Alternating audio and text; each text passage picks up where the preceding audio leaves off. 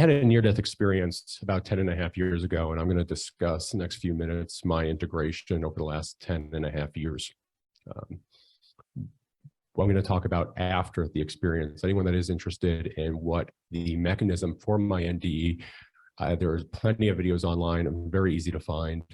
Long story short, I went into anaphylactic shock and suffocated to death from a peanut allergy 10.5 years ago in Los Angeles. Since then, and up until this very moment now, I've been integrating my near-death experience.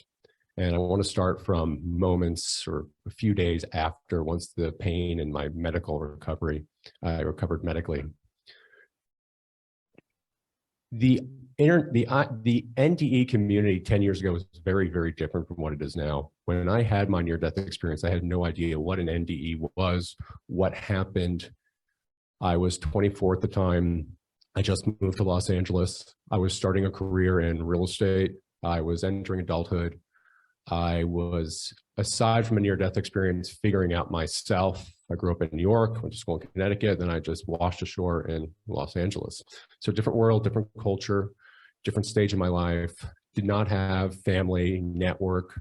Was in Los Angeles for about 5 months prior to my NDE. So everything was brand new. And then on top of that, we have a near-death experience. So there were a lot of changes in the years to come and up until this moment. I was very fortunate. I've always journaled since I was 14. And during that time after my near-death experience, I kept my journal going. And over the first few months, there were several entries where I mentioned I had a shift in consciousness. And there was nothing else written. It was just I had a shift in consciousness. Because looking back now, it's clearer when you have the knowledge and information, the community of IANDS and other experiencers, but I had nothing. I had no idea what a near-death was. I didn't know that could happen. I didn't know the language, didn't know the terms, didn't know the community. And I'm trying to figure all this out. And during the first 6 months, I remember waking up and not knowing who I was. I knew how to tie my shoes. I knew how to drive. I knew all the daily activities, but the idea of mentally, emotionally, my reactions, my thoughts, my consciousness was different. And I knew it was different because I knew how I would behave, act, think, or what I desired prior. And then at this point, it shifted. And I knew it shifted. And I said, well, that doesn't interest me anymore. Or I don't want that anymore. This matters, or I feel this. And I had subtle little beautiful moments. At one point, I never had a good sense of smell my entire life. And then at one time, about a month after my NDE, I stopped and I was walking randomly on a street in Los Angeles and I came across some roses and I smelt the roses and I immediately burst out in tears and I felt something different. One, I said I would never have stopped to smell. I didn't have the sense, but I stopped. And that was something that's gone on for years, of these little special moments that are sprinkled into a near-death experience and an integration. And then a few months after the NDE, I was really just mindlessly scrolling online like we all do, probably all a little too much. And I came across IANDS website or links, and I just kept clicking and clicking, and down the rabbit hole I went. And I landed on the IANDS page. And this was the IANDS page from 10 years ago. So it looks a lot different, a lot simpler. There were like 4 tabs on it maybe. And one said, did you have an NDE? Here are characteristics. And I went through and listed probably 30 different characteristics. And I had like 29 out of 30. I said, okay, all right. So I was on Pacific time. I said, all right, first thing I'm doing in the morning is I'm calling IANDS. So I called IANDS. And I said, I think this happened. All this has been going on the last few months. Is there someone I can speak to or I can connect with?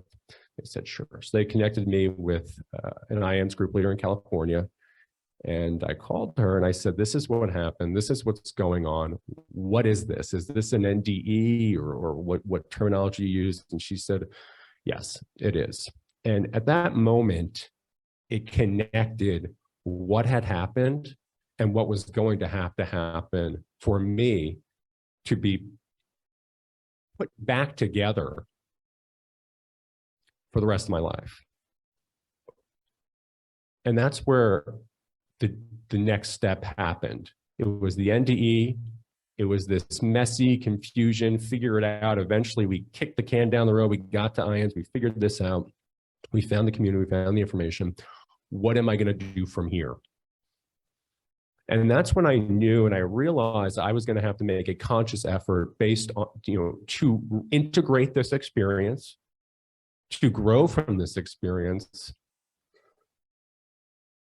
if I wanted to be successful in areas of my life, and really at that time be put back together mentally and emotionally. That was it. There wasn't even like growth or success. It was like, let's just put the pieces back together how best we can and go from there.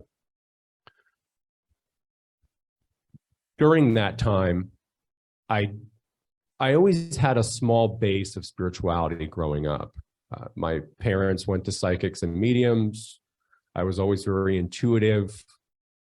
I had crystals in my dorm room in college. So what I naturally did at 24, I said, I'm going to fall back on that. And that's what was the basis of spirituality.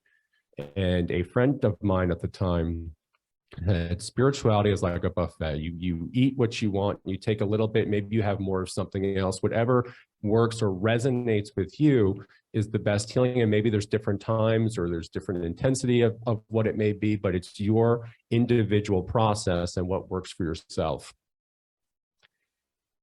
And I tried everything imaginable, and I was very fortunate. I lived in Los Angeles, and there was everything you could imagine, from traditional sweat lodges to Kabbalah, crystal classes, sound baths, Reiki, energy healing, you name it, I found it. If they would take money, I would show up. It didn't matter. I was there. I said yes to everything. And some of it was totally useless and did nothing. And there were other modalities of healing that were life-changing. I've been an active participant in traditional Native American sweat lodges for about 8 years now.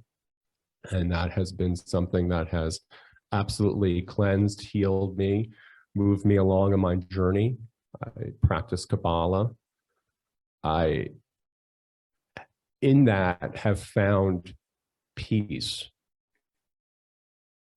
and have grown through that. And it's circling back on that. For the first 8 years, I never spoke about my near-death experience, ever. There was one time a few years after I made an attempt to speak about it at a local IANDS meeting, and I probably mentioned about half at best of my actual story. The moment I spoke about the entire moment or episode or situation was in March of 2020. It took me 8 years to discuss it. And that was not 8 years of I did not have anyone I could speak to. That was not I didn't have a community. That was not that someone was listening. I had plenty of people ask me to speak, organizations. I just would not talk about it. I remember one moment, there was an article written years ago, and it mentioned the first time I attempted to speak about it, and I was going out with a girl, and her mother saw that and asked me about it, and I was floored. I was shocked. So it wasn't even something I didn't discuss. I did not talk about it, and some people knew I had something, an allergy, an anaphylactic reaction, and the conversation stopped there. And the reason I bring that up is because when I hear other NDEers speak about their experience, they say, I did not talk about this for 8 years, 10 years. I fully understand what that means. The words do not come out, or I just physically cannot bring myself to do that. Very fortunate I had a community where I was not externally prevented. It was just my process and my integration to do that. And in speaking about this, I made a decision at that 8-year mark to do it. And I did it really for two reasons. One, to be in service of others, because I realized in that 8 years of hearing NDE, the IANDS community, how hearing from others, how helpful that was for me. And you never know who will resonate with something you say. And that's why I was saying, you know, at this point, it's my turn to contribute to this community, this global community, this niche, and be of service for others. And the byproduct of that was it was very healing for me to actually get the words out, get the emotion out, process it, say it out loud what happened. And that's been fantastic for my integration, my growth in the last 10.5 years, where 80% of my growth has happened in the last 24 months.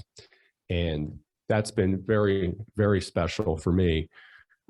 To have that network and have this very special community of IANDS and individuals I meet here, or random messages I receive online that someone watches my video. And that's why I do that. And the integration I really want to focus on, and the aspect of it is everyone has their personal journey. Everyone's NDE is completely unique. The situation, their circumstances before, after, during, what happened, and everyone's then integration and processing and healing is going to be completely different, but there will always be common threads throughout everyone's story. And that's what unites the community. Even for those who have never had an NDE, there's always something you can pull from that of new knowledge, or you can incorporate in your own life, or have it, come to a conclusion on a question that you were looking at an answer for.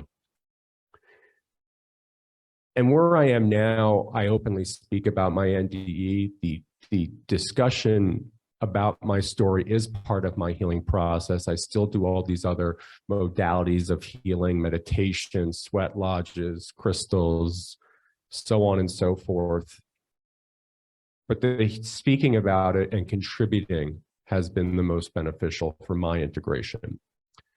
And where I see this going from here is, and how I've incorporated and come to understanding my near-death is, I've always looked at my life as a mosaic tile that I had: my career, family, friends. We have all these different pieces, and all times we hear, oh, I want to have the perfect job or this, and it's got to encompass everything. And I've always looked at it as, why don't I just have every little piece be the best of what it is, and then together it's something beautiful, like a masterpiece. And then we have that. So you have the tiles of career, life, family, community, spirituality, and everything serves its purpose. And we focus just on that one attribute. And then in between that, we fill it the grout.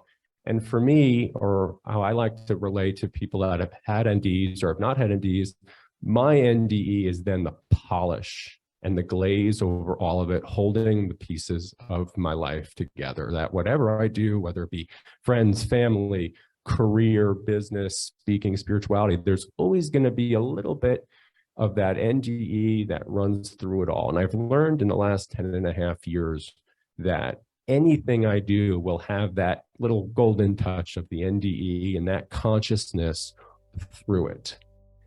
And I make decisions through that. And that's my kind of my home base. And I never had that. So that was coming to the integration where this is going to be a part of my life. I'm going to really integrate it in all aspects. And it's going to become something that I don't have to even be conscious of, because it's so deep that I just do it. And that is how I piece it all together. And even from here, still growing, learning, being open, meeting others, and sharing.